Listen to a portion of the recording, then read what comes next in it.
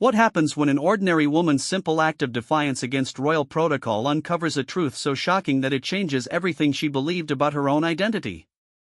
Sometimes the most unexpected moments reveal the most extraordinary secrets, and sometimes standing your ground leads to discoveries that will leave you questioning everything you thought you knew about power, privilege, and bloodlines. The morning sun cast long shadows across the cobblestone streets of Windsor as Karen Mitchell adjusted her camera strap and checked her watch.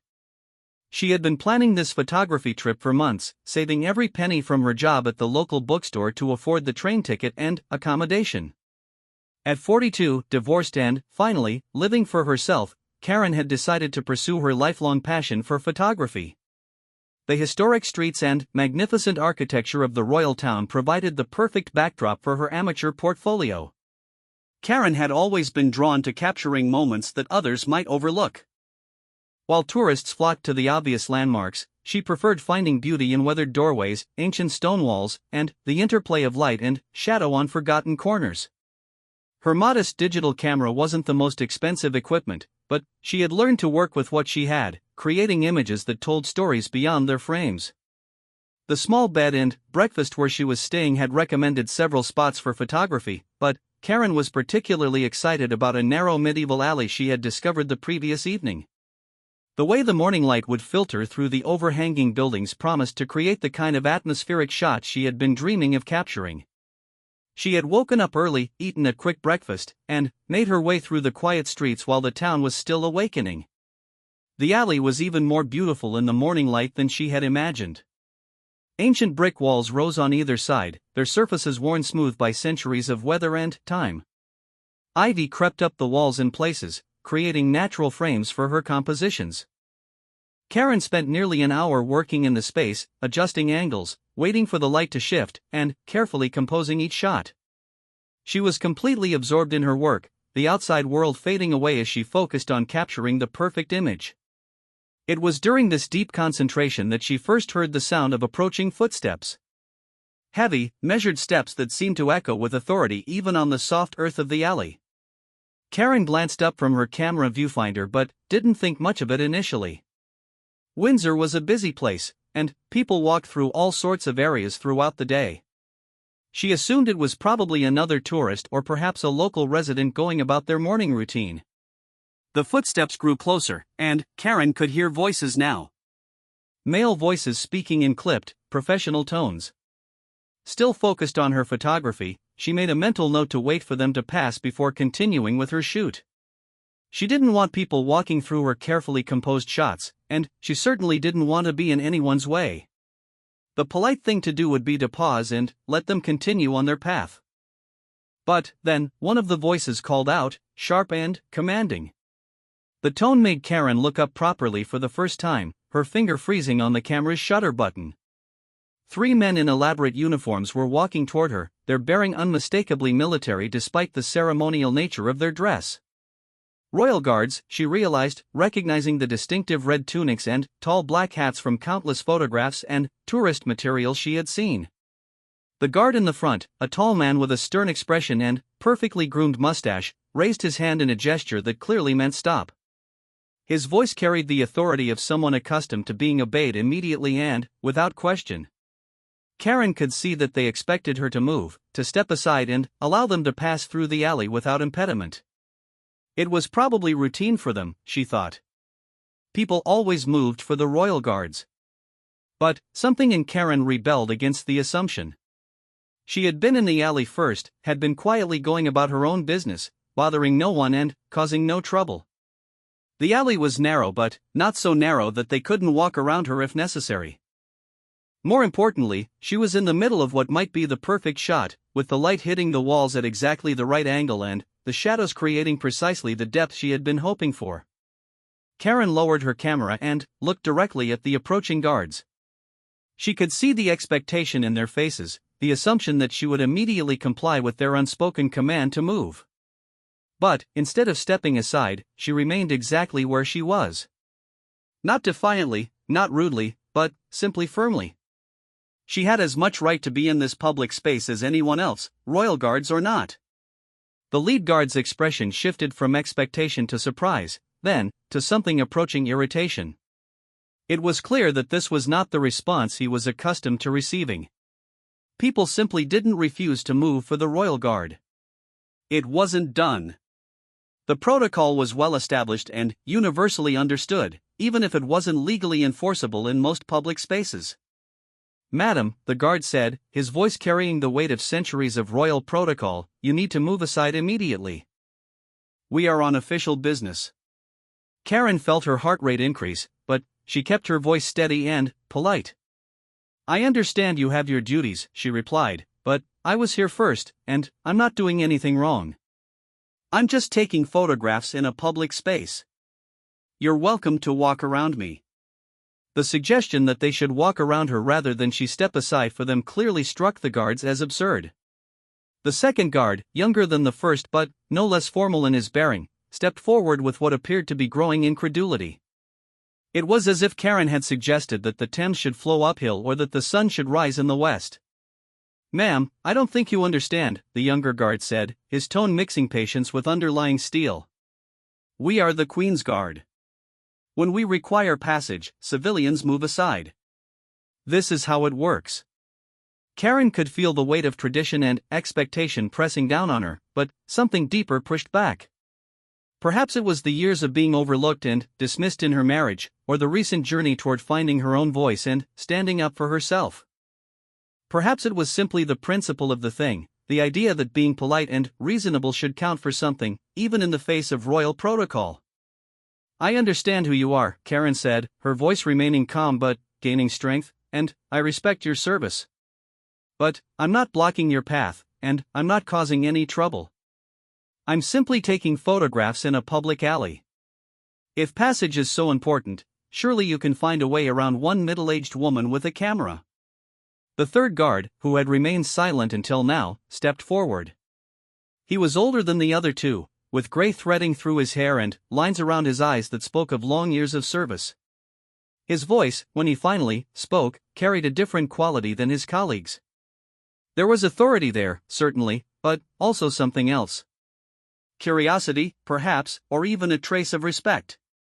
"What's your name, madam?" he asked. The question caught Karen off guard. She had expected continued demands that she move, perhaps threats about official consequences, or at least expressions of royal disapproval. She hadn't expected a personal question delivered in a tone that seemed genuinely interested in her answer. "Karen Mitchell," she replied, studying the older guard's face for clues about where this unexpected turn in the conversation might be leading. Something flickered across the older guard's expression at the mention of her name. It was subtle, barely perceptible, but Karen caught it. A slight widening of the eyes, a momentary tension in the jaw, as if the name had triggered some kind of recognition or memory. The other two guards noticed it as well, their own expressions shifting from irritation to confusion as they looked between their senior colleague and the stubborn woman with the camera. "Mitchell," the older guard repeated slowly, as if testing the sound of it.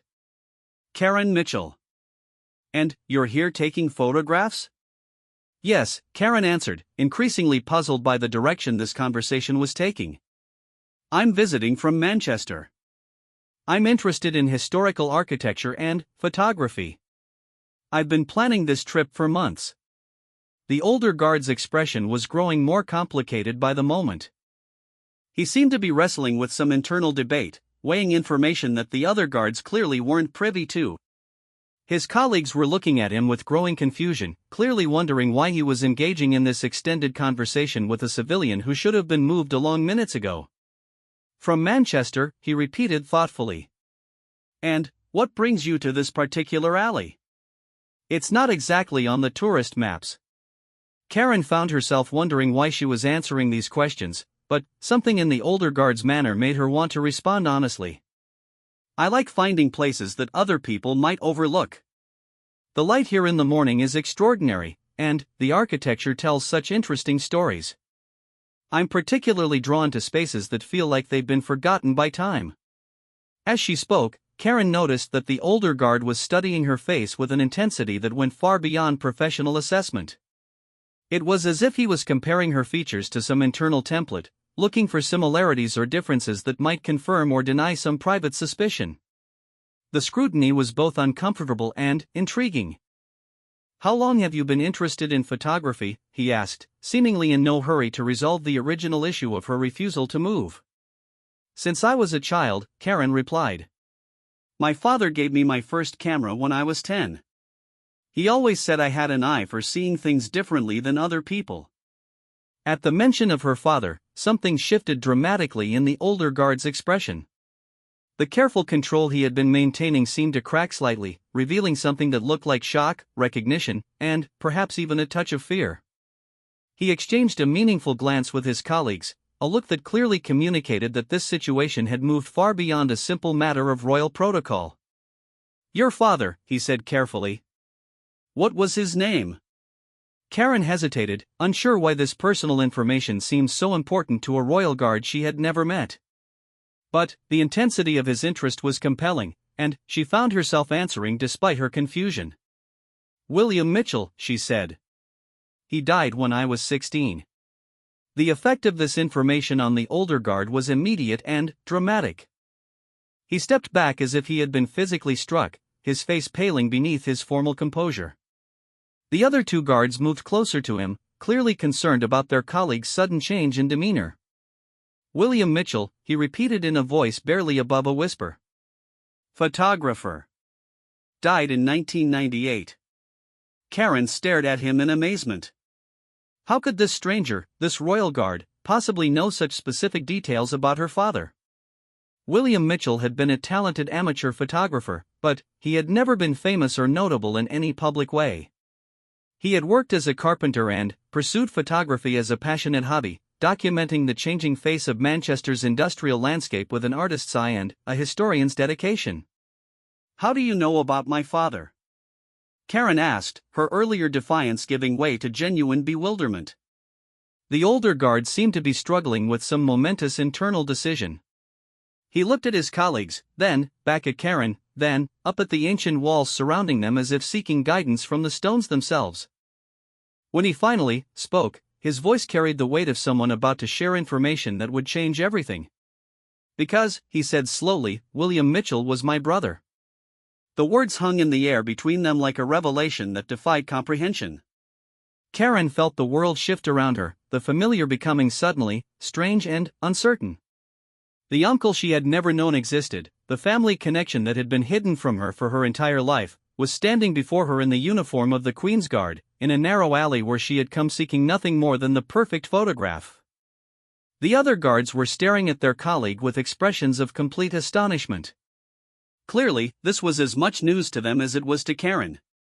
The simple matter of a tourist refusing to move for the Royal Guard had suddenly transformed into something far more complex and emotionally charged. That's impossible, Karen said, though even as she spoke, she could see the truth of it in the older guard's face.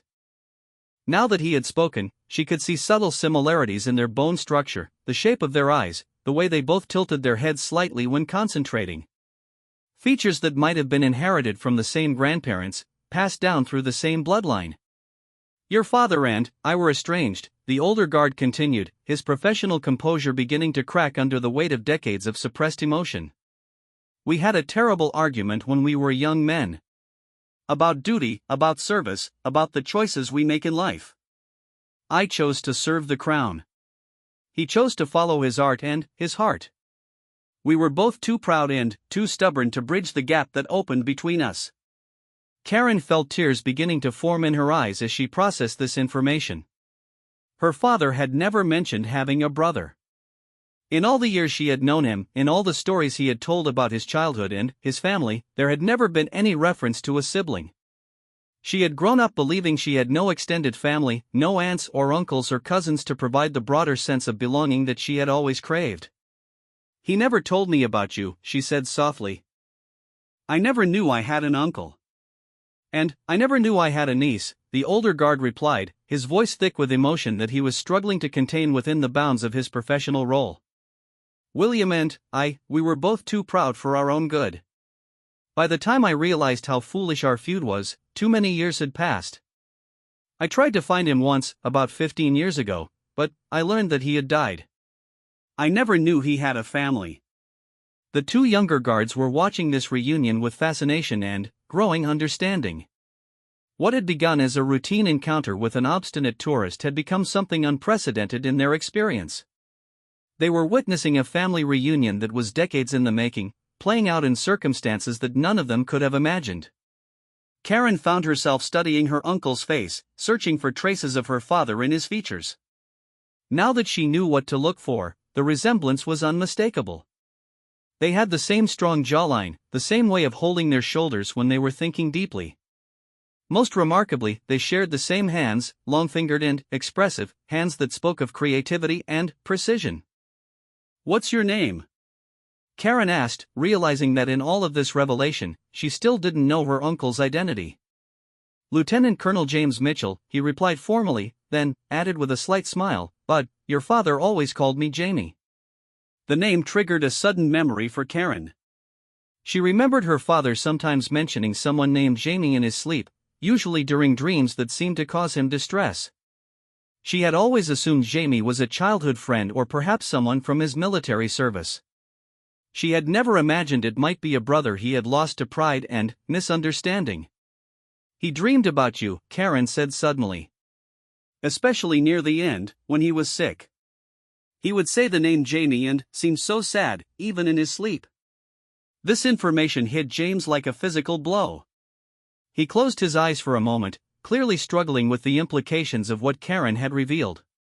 The possibility that his brother had carried regret about their estrangement to his grave was almost too painful to contemplate.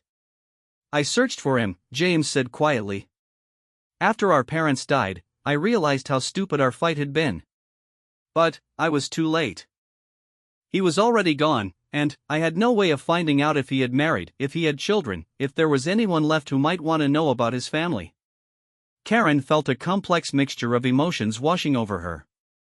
Joy at discovering family she had never known existed, sadness for the years of separation that could never be recovered, and anger at the pride and stubbornness that had kept her father and uncle apart for so long.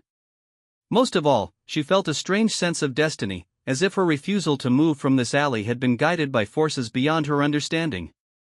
The younger guards, recognizing that this was a moment that transcended their usual duties, had stepped back to give the uncle and niece space for their reunion.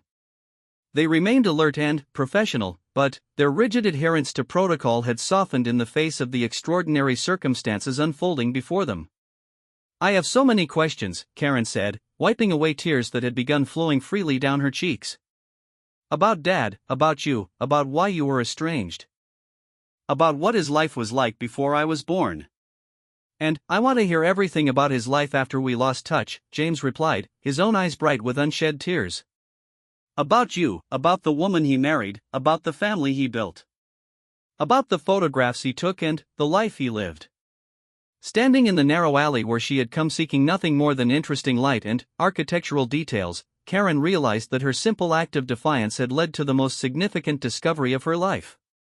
The uncle she had never known existed was standing before her, and, through him, she might finally learn about the parts of her father's past that had always remained mysterious. But, even as she processed the wonder of this reunion, Karen sensed that there were deeper layers to this story yet to be revealed. The way James had reacted to her name, the specific questions he had asked, the intensity of his scrutiny when he first looked at her face, all suggested that there was more to this encounter than simple family reconnection. The morning light continued to filter through the ancient walls of the alley, but now it illuminated not just weathered stones and climbing ivy, but the beginning of a conversation that would reshape everything Karen thought she knew about her family, her identity, and her place in a world that had suddenly become far more complex and connected than she had ever imagined. The awkward silence that followed their emotional reunion was broken by the younger guard clearing his throat diplomatically. James straightened his shoulders, remembering his duties and the unusual circumstances that had brought them to this moment. While the discovery of his niece was overwhelming, he was still on duty, still responsible for maintaining the dignity and protocols associated with his position. "Perhaps," James said carefully, glancing at his colleagues, "we should continue this conversation somewhere more private. I'm due to complete my rounds, but, after that, I would very much like to hear about your father's life." Karen nodded, still trying to process the magnitude of what had just happened. The uncle she never knew existed was standing before her in the uniform of the Queen's Guard, and she could barely comprehend how this chance encounter had occurred. She tucked her camera into its bag, the photography session that had brought her to this alley now seeming like the distant past. "Where should we meet?" she asked, realizing she had no idea about royal protocol or how one arranged to spend time with a member of the Queen's Guard outside of their official duties. "There's a small tea shop called Bramble Rose about 6 blocks from here, on Victoria Street," James replied, his professional composure gradually returning. "Would you be able to meet me there at 2 o'clock? I should be finished with my duties by then." Karen agreed readily, grateful for the opportunity to continue their conversation in a more appropriate setting. As the guards prepared to continue their patrol, James paused and looked back at her with an expression that mixed wonder with concern. "Karen," he said quietly, "there are things about your father's past, about our family, that you should know. Things that might explain some questions you've had about him. Things that might be difficult to hear." The ominous tone of his words sent a chill through Karen, but she nodded her understanding. She had always sensed that there were aspects of her father's life that he had kept private, shadows from his past that he had never shared with her or her mother. Perhaps now, finally, she would learn the truth about those mysteries. After the guards departed, Karen spent the remainder of the morning wandering through Windsor in a daze. The familiar tourist attractions looked different now, viewed through the lens of her new family connection. The castle walls and ancient streets were no longer just historical curiosities but part of a world where her uncle served, where he had built a career and a life that her father had somehow rejected or been excluded from. She found herself studying other royal guards she encountered, wondering about their backgrounds, their families, their reasons for choosing such a distinctive career path. The pageantry and tradition that had seemed quaint and touristic just hours ago now felt personal and immediate. Her uncle was part of this world, had devoted his life to its service, and, through him, she was connected to it in ways she was only beginning to understand. When 2 o'clock arrived, Karen was already waiting outside Bramble Rose Tea Shop, her nerves making it impossible to sit still. She had spent the intervening hours trying to prepare herself for whatever revelations James might share about her father's past, but she knew that no amount of mental preparation could really ready her for the truth about family secrets that had been hidden for decades. James arrived punctually, having changed from his ceremonial uniform into civilian clothes that made him look more approachable but no less distinguished. Out of uniform, the family resemblance to her father was even more pronounced. He moved with the same careful precision that she remembered from her father, and he had the same way of observing his surroundings with quiet attention. "Thank you for meeting me," he said as they found a quiet table in the back of the tea shop. "I've been thinking about this conversation for hours, trying to decide where to begin." Karen settled into her chair, accepting a menu but finding herself too nervous to really consider the options. "Why don't you start with why you and Dad were estranged? What could have been so serious that you never spoke again?" James ordered tea for both of them and sat quietly for a moment, organizing his thoughts. When he finally began to speak, his voice carried the weight of long-held regrets and carefully guarded secrets. "Your father and I grew up in very different circumstances than you might imagine," he began slowly. "We weren't raised as ordinary middle-class children. Our family, the Mitchell family, had connections to the royal household that went back generations." Karen felt her first shock of the afternoon. Her father had always presented their family background as thoroughly working class, with ancestors who had labored in Manchester's mills and factories. The idea that there had been royal connections was completely contrary to everything she had been told about her heritage. "What kind of connections?" she asked, though she wasn't sure she was ready to hear the answer. "Our great-grandfather was the head gardener at Balmoral," James continued. "Our grandfather served as a footman at Buckingham Palace before the war. The Mitchell family had a tradition of royal service that was expected to continue through each generation." The tea arrived, providing a brief respite from the intensity of the conversation. Karen used the time to process this information, trying to reconcile the image of her father as an independent artist and craftsman with the idea that he had been born into a family with expectations of royal service. "When William and I came of age," James resumed after the server departed, "it was assumed that we would both follow the family tradition. I embraced it willingly, even eagerly.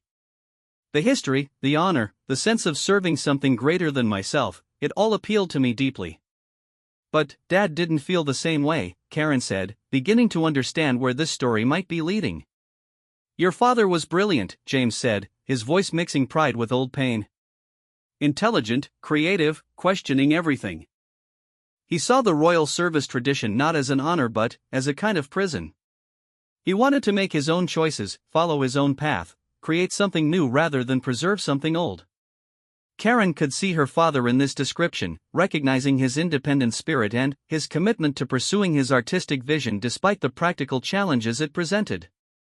But she could also sense that there was more to the story, something that had escalated their disagreement beyond a simple difference of opinion. The breaking point came when we were both 18, James continued, his voice becoming more strained. There was an opportunity for one of us to enter a special training program that would have led to a very prestigious position within the royal household. A position that comes with significant responsibilities and, honestly, significant secrets. Karen felt her pulse quickening. The way James was speaking suggested that this wasn't just about career choices or family traditions. There were layers to this story that went deeper than she had anticipated. "What kind of position?" she asked. James hesitated, clearly weighing how much he should reveal. "The kind of position where one becomes privy to information that most people, even most royal staff, are never permitted to know. Information about family histories, about bloodlines, about connections and relationships that must be kept absolutely confidential." The implication in his words was becoming clear, and Karen felt a mixture of excitement and dread as she realized where this conversation might be heading. Family secrets, royal connections, confidential information about bloodlines, all of it pointed toward revelations that could fundamentally change her understanding of her own identity. "Dad was offered this position?" she asked. "We both were," James replied. "But only one could accept. And the choice wasn't really ours to make. It was based on an evaluation of our backgrounds, our family histories, our suitability for handling extremely sensitive information." Karen found herself leaning forward, despite her growing apprehension about what she might learn. "Who was chosen?" "I was," James said simply. "But not for the reasons you might think. Not because I was more qualified or more deserving. I was chosen because your father's background made him unsuitable for the position." The words hung in the air like a challenge, demanding explanation but also warning that the explanation might be more than Karen was prepared to handle. She could see the conflict in James's face, the struggle between his desire to finally share the truth and his training in keeping confidential information secure. "What do you mean, his background made him unsuitable?" Karen asked, though part of her wanted to stop the conversation there, to preserve the simple understanding of her father that she had carried all her life.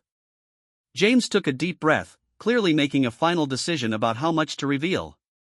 "Karen, there are aspects of your father's parentage that he never knew, that I learned only when I accepted that position. Information that explains why he was so different from the rest of our family, why he had such a strong artistic sensibility, why he questioned everything about tradition and authority." Karen felt the world beginning to shift around her again, just as it had in the alley that morning. But, this time, the change felt more fundamental, more threatening to her basic understanding of who she was and where she came from. "Are you saying that Dad wasn't really your brother?" she asked, grasping for an explanation that might make sense of James's careful words. "He was my half-brother," James replied gently. "We had the same mother but different fathers. And his father, your grandfather, was not the man either of us grew up believing he was." Karen stared at him, trying to process information that seemed to rewrite everything she thought she knew about her family history.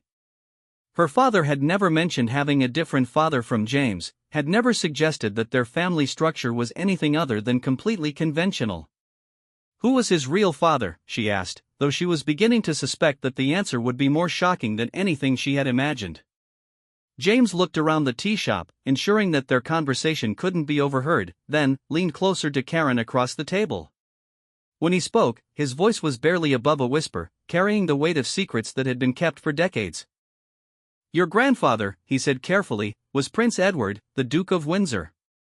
The words hit Karen like a physical blow. Prince Edward, the man who had abdicated the throne to Mary Wallace Simpson, the former king whose love story had captivated and scandalized the world. The idea that this figure from history books and royal documentaries might be her grandfather was so far beyond anything she had imagined that she could barely process it. That's impossible, she said automatically, though even as she spoke, pieces of a puzzle she hadn't known existed began falling into place in her mind. Your grandmother worked at Balmoral before the war, James continued, his voice still carefully controlled. She was young, beautiful, and she caught the attention of someone she should never have been involved with. When she became pregnant, arrangements were made. She was quietly married to a footman named Robert Mitchell, who agreed to raise the child as his own. Karen felt tears beginning to flow again, but this time they came from a sense of loss rather than joy. The father she had known and loved, the man whose memory she cherished, was suddenly revealed to have a history that he himself had never known. The artistic sensibility that had defined him, the independence of spirit that had made him so special to her, might have come from royal blood that he had never been aware of possessing. "Did Dad ever know?" she asked through her tears. "Never," James replied firmly. "The secret was kept so carefully that even I didn't learn the truth until I was deep into my service with the royal household. By then, William and I had been estranged for years. I wanted to tell him, to explain why he had always felt different, why he had such strong artistic instincts, why he questioned authority so naturally. But you never did tell him." "I couldn't," James said, his voice breaking slightly. "The information was classified at the highest levels. Sharing it would have ended my career and possibly resulted in criminal charges. I was bound by oaths of secrecy that I couldn't break, even for my brother." Karen could see the anguish this knowledge had caused James, the terrible burden of knowing something that might have healed their relationship while being unable to share it. She could also begin to understand why their estrangement had been so complete and so lasting.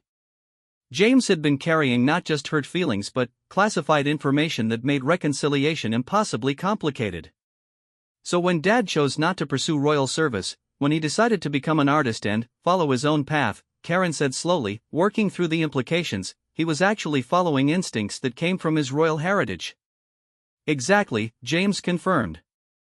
"The independence, the creativity, the refusal to be bound by convention, all of it made perfect sense once I understood who his real father was. Prince Edward was exactly the same way, willing to give up the throne itself rather than conform to expectations he couldn't accept." Karen sat in stunned silence, trying to absorb the magnitude of what she had learned. Not only did she have an uncle she had never known about, but her father had been the illegitimate grandson of a former king. Her own heritage included royal blood that neither she nor her father had ever suspected. "What does this mean for me?" she asked eventually, though she wasn't sure she wanted to know the answer. James smiled for the first time since their conversation had begun, a gentle expression that mixed sadness with something that might have been hope. "It means, my dear niece, that you are far more connected to the world I serve than either of us could have imagined this morning.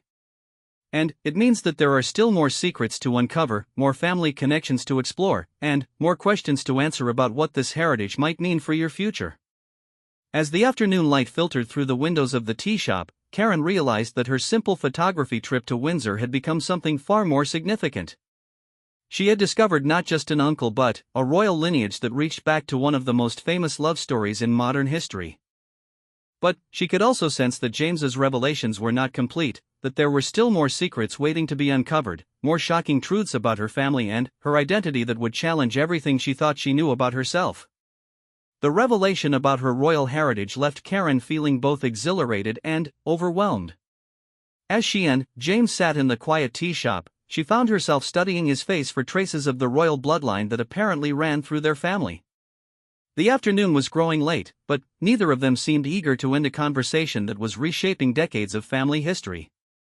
"There's something else, isn't there?" Karen asked, recognizing the careful way James had been choosing his words throughout their conversation. "Something you haven't told me yet." James nodded slowly, his expression becoming even more serious than before. "What I shared with you so far is remarkable enough, but it's not the complete story.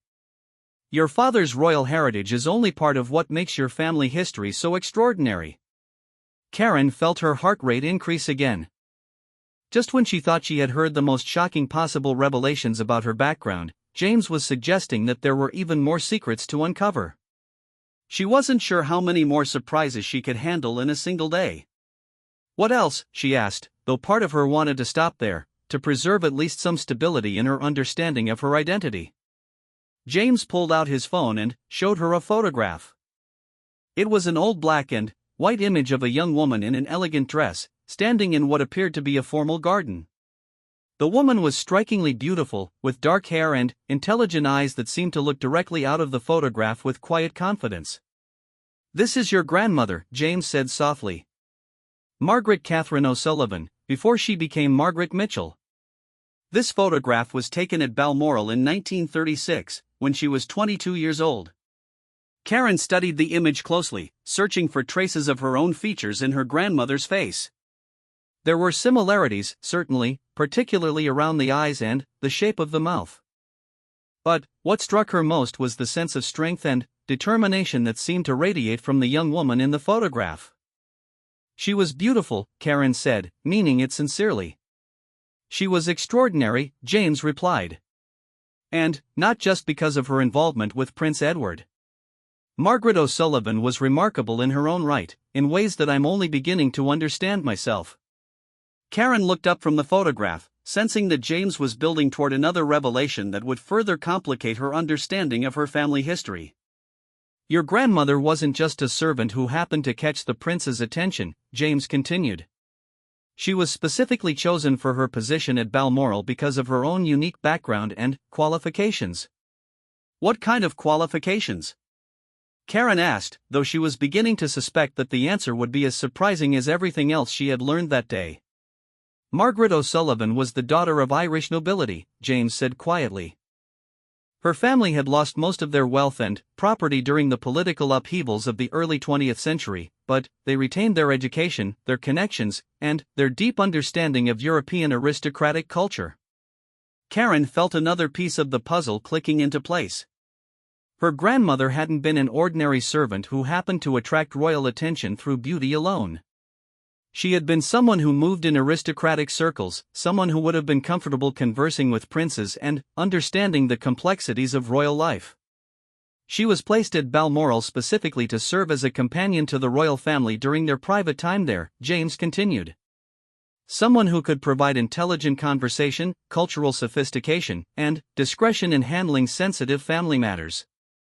"And, during this time, she became involved with Prince Edward," Karen said, beginning to understand how such a relationship might have developed. "The relationship was deeper than anyone realized at the time," James replied. "It wasn't a casual affair or a moment of indiscretion. According to the documents I've been able to access through my position, Prince Edward genuinely cared for your grandmother. There's correspondence suggesting that he considered abandoning his pursuit of Wallis Simpson to be with her instead." This information hit Karen like a thunderbolt. The idea that her grandmother had been not just a romantic interest but a potential alternative to the famous love story that had changed British history was almost impossible to comprehend. "What happened?" Karen asked. "Why didn't he choose her?" James's expression became grim. "Politics, duty, and timing. Margaret was already pregnant with your father when Prince Edward met Wallis Simpson. The palace was desperate to avoid scandal, and a relationship with an Irish Catholic woman who was carrying his child would have been catastrophic for the monarchy." Karen could see the tragic dimensions of the story beginning to emerge. Her grandmother had been caught in the middle of royal politics, abandoned by a man who claimed to love her because protecting the monarchy took precedence over personal feelings. So she was forced to marry Robert Mitchell and pretend the child was his, Karen said. "It was presented as an opportunity rather than a force," James replied carefully. "Robert Mitchell was a good man who genuinely cared for Margaret. He was offered a promotion, a comfortable life, and the chance to raise a child as his own. In exchange, he would never reveal the truth about the child's parentage." "And my grandmother agreed to this arrangement?" "She had very little choice," James said sadly. "She was pregnant, unmarried, and involved in a scandal that could have destroyed the royal family. The arrangement provided security for her and her child, even if it meant giving up any chance of being with the man she loved." Karen felt tears beginning to form again as she contemplated her grandmother's sacrifice. Margaret had given up love, authenticity, and her own happiness to protect her child and avoid scandal. The strength and determination that Karen had seen in the photograph suddenly took on deeper meaning.